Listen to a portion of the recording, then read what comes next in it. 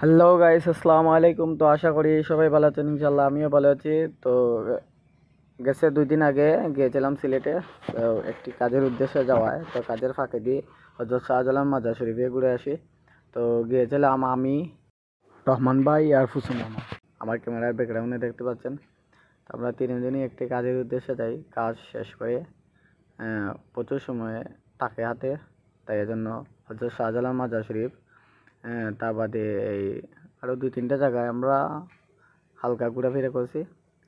সিলেট শাহজালাল মাজারের জালালির কবুতরগুলা অনেক সময় দেখা হয়েছে, অনেক সময় শাহজালাল মাজার শরীফে আসছিলাম।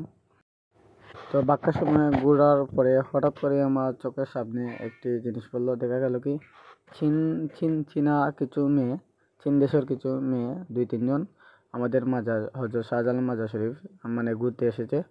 ওদের সাথে সিকিউরিটি পুলিশ, বাংলাদেশ পুলিশ রয়েছে। তো ওদের ক্যামেরাবন্দি করার পরে আমরা চলে গেলাম পুকুর পাড়ে গজার মাছ দেখতে।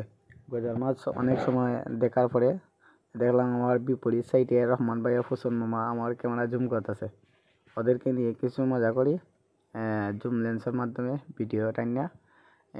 এরপরে বাক্কার সময় পুকুর পাড়ে ছিলাম। ওরাও ভিডিও তুলতেছে, রহমান ভাইয়া ফুসন মামা ফটো উঠতেছে। এখান থেকে বাদে কিছু সময় থাকার পরে চলে আসি।